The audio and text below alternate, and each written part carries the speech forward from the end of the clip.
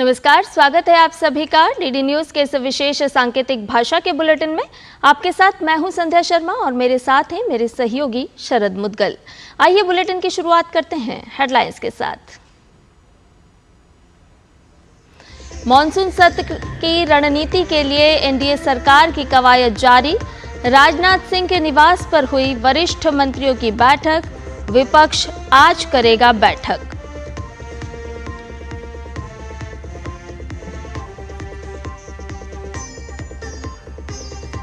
चुनाव आयोग ने बिहार में मतदाता सूची पुनरीक्षण के तहत 95% मतदाताओं को किया कवर। पुनरीक्षण के काम में 6 दिन बाकी।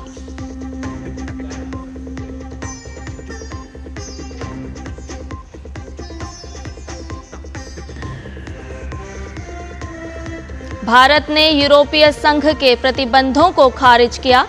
विदेश मंत्रालय ने कहा, एक तरफा प्रतिबंध नहीं मानता भारत।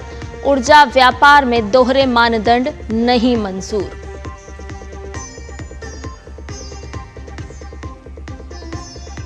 संघर्षग्रस्त ब्रूज इलाके में इजराइल और सीरिया युद्ध रोकने के लिए तैयार। अमेरिका ने की संघर्ष विराम की घोषणा। इजराइल ने स्वादा में सीरियाई सेना को दी सीमित पहुंच।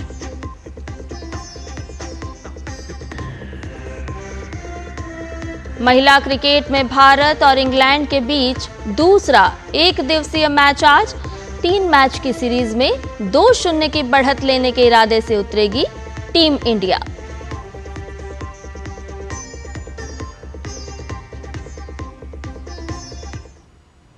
आइए सभी खबरों को विस्तार से जान लेते हैं। संसद के मॉनसून सत्र को लेकर बैठकों का दौर जारी है। शुक्रवार शाम रक्षा मंत्री राजनाथ सिंह के घर वरिष्ठ मंत्रियों की बैठक हुई, जिसमें गृह मंत्री अमित शाह, संसदीय कार्य मंत्री किरण रिजिजू शामिल हुए। इस बैठक में सत्र को लेकर रणनीति पर चर्चा की गई। सरकार ने संसद सत्र से एक दिन पहले कल संसद भवन परिसर में सर्वदलीय बैठक बुलाई है, जिसमें सत्र को सुचारू रूप से चलाने पर चर्चा होगी। विपक्षी दलों से सहयोग की अपील की जाएगी। विपक्ष के नेताओं का भी बैठकों का दौर देखने को मिल रहा है। विपक्ष बिहार में वोटर पुनरीक्षण के मुद्दे पर अन्य मुद्दों को सत्र के दौरान उठा सकता है। सरकार मॉनसून सत्र में अहम विधायी कामकाज का एजेंडा भी रखने वाली है, जिसमें सत्र के दौरान पेश किए जाने वाले नए विधेयक भी शामिल हैं। गौरतलब है कि संसद का मॉनसून सत्र 21 जुलाई से शुरू होगा और 21 अगस्त तक चलेगा। इंडी गठबंधन ने संसद के मॉनसून सत्र से पहले आज 7 बजे वर्चुअल आधार पर बैठक बुलाई है, जिसमें मॉनसून सत्र से संबंधित रणनीति बनाई जाएगी। इस बैठक में तृणमूल कांग्रेस ने शामिल होने से पहले मना किया था, लेकिन अब उसकी स्थिति ढुलमुल बन गई है, जबकि आम आदमी पार्टी ने स्पष्ट कह दिया है कि वो गठबंधन का हिस्सा नहीं है। हालांकि कुछ खबरों में कहा जा रहा है कि तृणमूल कांग्रेस ने अपनी रणनीति में बदलाव करते हुए इस बैठक में शामिल होने का मन बना लिया है और उसके नेता कल होने वाली ऑनलाइन बैठक में शामिल हो सकते हैं। कैश कांड में फंसे जस्टिस यशवंत वर्मा के खिलाफ महाभियोग का रास्ता साफ हो गया है। संसदीय कार्य मंत्री किरण रिजिजू ने कहा है कि न्यायमूर्ति यशवंत वर्मा पर महाभियोग के मुद्दे पर सभी राजनीतिक दल एक मत हैं। न्यायमूर्ति वर्मा के नई दिल्ली आवास से भारी मात्रा में नकदी बरामद हुई थी। रिजिजू ने एक समाचार एजेंसी को दिए साक्षात्कार में ये बात कही। उन्होंने कहा कि न्यायपालिका में भ्रष्टाचार अत्यंत संवेदनशील और गंभीर मामला है। उधर उच्च न्यायालय के वर्तमान न्यायाधीश न्यायमूर्ति यशवंत वर्मा ने नकदी बरामदगी मामले में 3 सदस्यीय आंतरिक जांच समिति की रिपोर्ट को सर्वोच्च न्यायालय में चुनौती दी है।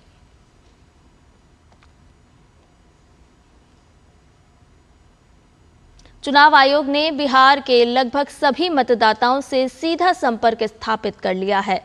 विशेष गहन पुनरीक्षण कार्य के तहत 94.68% मतदाता शामिल कर लिए गए हैं, जबकि अभी 6 दिन शेष हैं। जिन फॉर्म को एकत्र नहीं किया जा सका, उनकी सूची राजनीतिक दलों के साथ साझा की जा रही है। एसआईआर के आदेश के अनुसार 1 अगस्त 2025 को प्रकाशित होने के बाद राजनीतिक दलों और मतदाताओं को मसौदा मतदाता सूची में सुधार के लिए पूरे 1 महीने का समय उपलब्ध है। बिहार में 24 जून 2025 तक कुल मतदाता 7,69,69,844 है। अब तक प्राप्त गणना फॉर्म 7,11,72,660 जमा हो चुके हैं, जो कुल वोटर का 90.12% है। अब तक अपलोड किए गए गणना फॉर्म 6,85,34,743 है, जो कि कुल मतदाता का करीब 86.79% है। बिहार में 36,86,971 मतदाता अपने पते पर नहीं मिले, जो कि 4.67% है। संभवतः अब तक मृत मतदाता 12,71,414 हैं, जो कि 1.61% है। इसके साथ ही संभवतः स्थायी रूप से स्थानांतरित मतदाता अब तक 18,16,306 हैं, जो कि 2.3% हैं। अब तक पहचाने गए 1 से अधिक स्थानों पर नामांकित मतदाता 5,92,273 हैं, जो कि 0.75% है।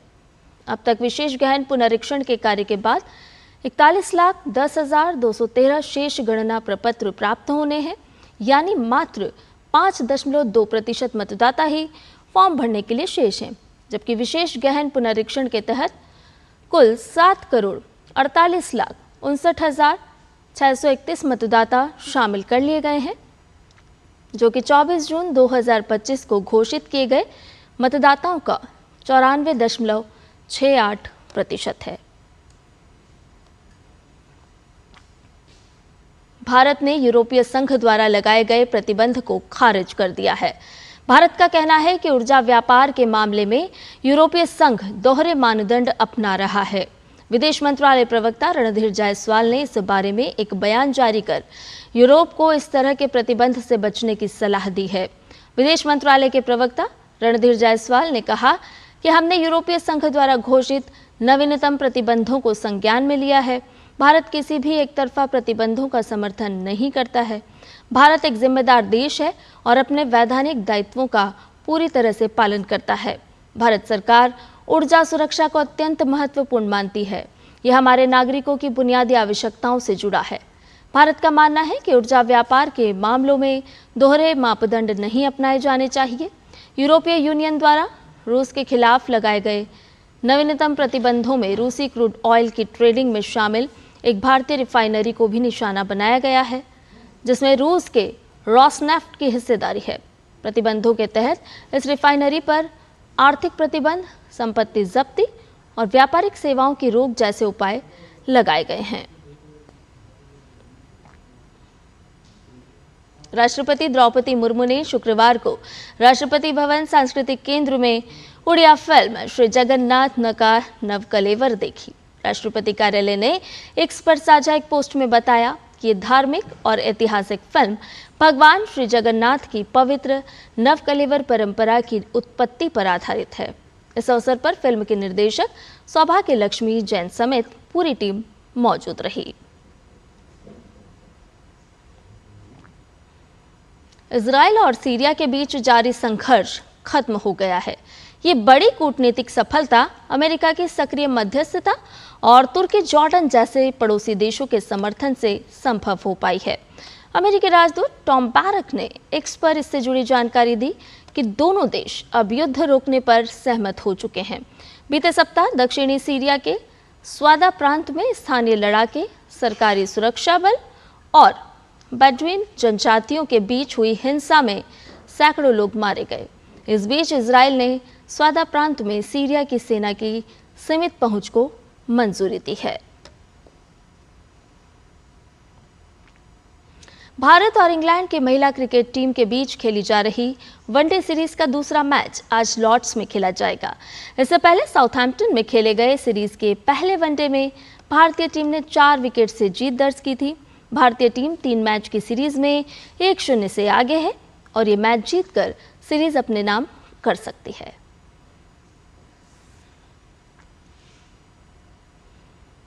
आज के विशेष सांकेतिक भाषा के बुलेटिन में फिलहाल के लिए इतना ही। मुझे और मेरे सहयोगी शरद मुदगल को दीजिए इजाजत। नमस्कार।